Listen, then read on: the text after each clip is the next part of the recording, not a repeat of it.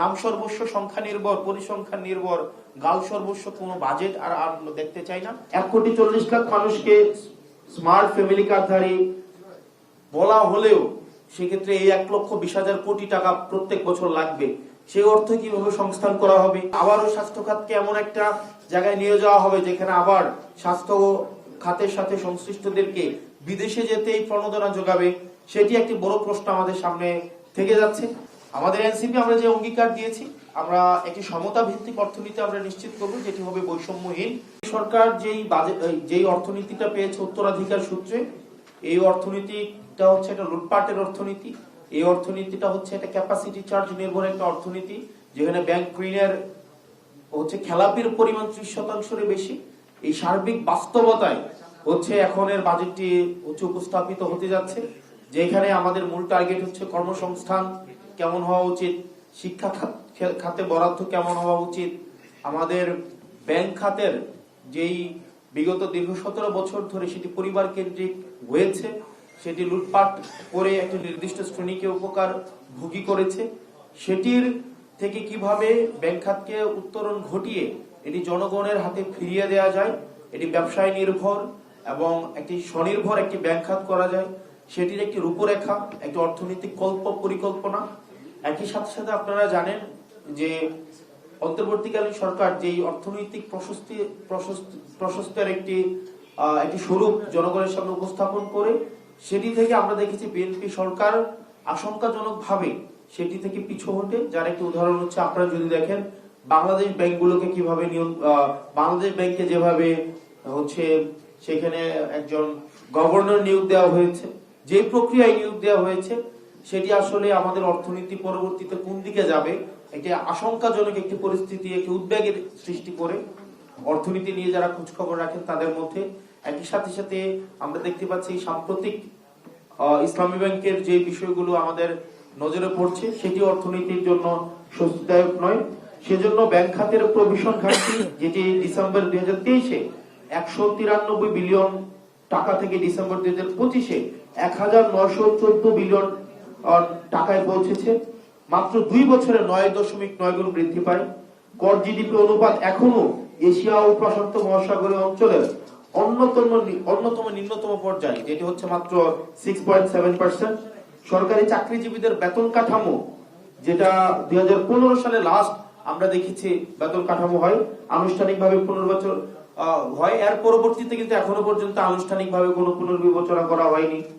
1,40,00,000 মানুষকে smart family কার্ডধারী বলা হলেও সেক্ষেত্রে এই 1,20,000 কোটি টাকা প্রত্যেক বছর লাগবে। সেই অর্থ কিভাবে সংস্থান করা হবে? সেই অর্থে কি অন্যান্য সোশ্যাল সেফটি নেটস থেকে কাটা হবে কিনা? যদি কাটা না হয়, আগের সোশ্যাল সেফটি নেটস এর আওতাটা বিদ্যমান রেখে কিভাবে 1,20,000 কোটি টাকা প্রত্যেক বছর সোর্সিং করা হবে? সেই প্রশ্নগুলো কিন্তু আমাদের সামনে আসছে। এবং পরবর্তীতে জ্বালানির যে ইস্যুটা, পরবর্তী বাংলাদেশের আমরা যদি কর্মসংস্থান নিশ্চিত করতে চাই, আমরা জ্বালানি স্বনির্ভর হওয়ার রূপরেখাটা আমরা কি আসলেই পাবো কিনা, নাকি আমদানি নির্ভর জ্বালানিটা থাকবে? কর্মসংস্থান পরবর্তী বাজেটে কি ধরনের কর্মসংস্থানে কি ধরনের বিনিয়োগ রয়েছে, শিক্ষাতে কি ধরনের বিনিয়োগ রয়েছে, স্বাস্থ্য খাতকে কতটা প্রায়োরিটি দেওয়া হয়েছে, নাকি আবারও স্বাস্থ্য খাতকে এমন একটা জায়গায় নিয়ে যাওয়া হবে যেখানে আবার স্বাস্থ্য খাতের সাথে সংশ্লিষ্টদেরকে বিদেশে যেতেই প্রণোদনা যোগাবে, সেটি একটি বড় প্রশ্ন আমাদের সামনে থেকে যাচ্ছে। এই সার্বিক বিষয়ে আমাদের এনসিপি আমাদের বাজেট প্রস্তাবনা আজকে আপনাদের সামনে উপস্থাপন করবে। আমাদের এই বাজেট ছায়া বাজেট টিম দীর্ঘ 2 মাসেরও বেশি সময় ধরে আমরা বিভিন্ন স্টেক হোল্ডারের সাথে কথা বলেছি। আমরা বিভিন্ন ব্যবসায়িক সমিতির সাথে যেভাবে আমাদের কথা হয়েছে, একই সাথে সাথে আমাদের ভোক্তা পর্যায়ে আমাদের কথা হয়েছে, অ্যাসিমির সাথে যেমন আমরা কথা বলেছি, একই সাথে সাথে বাংলাদেশের যে বড় প্রতিষ্ঠানগুলো রয়েছে, ব্যাংক, বিজিএমইএ, বিকেএমইএ, এফবিসিসিআই, আমাদের যত ব্যবসায়িক প্রতিষ্ঠানগুলোর স্টেক হোল্ডার রয়েছে, আমরা তাদের সাথে আলাপ করার চেষ্টা করেছি, সুদীজনদের সাথে আলাপ করার চেষ্টা করেছি, পলিসি মেকার যারা আছে তাদের সাথে আলাপ করার চেষ্টা করেছি। প্রত্যেকটা স্টেক হোল্ডারের সাথে আলোচনা করে, অর্থনীতিবিদদের সাথে আলোচনা করে, ব্যবসায়ীদের সাথে আলোচনা করে, ভোক্তা পর্যায়ের সাথে আলোচনা করে এবং সার্ভিস প্রডিউসার এবং সার্ভিস কনজিউমার, আমাদের এই 2 পর্যায়ের সাথে আলোচনা করে কেমন একটি বাজেট হওয়া উচিত, সেই জায়গা থেকে আমাদের ছায়া বাজেটটি এখন আমাদের ছায়া বাজেট টিম থেকে উপস্থাপন করা হবে এবং পরবর্তীতে আপনাদের যদি কোনো প্রশ্ন থাকে সেক্ষেত্রে আমাদের ছায়া বাজেট টিম সেটির উত্তর আপনাদেরকে দিবে এবং আমাদের এই টেবিলে দুই পাশে আপনারা দেখবেন স্ক্যান করে আপনারা বাজেটটি আপনারা জানতে পারবেন।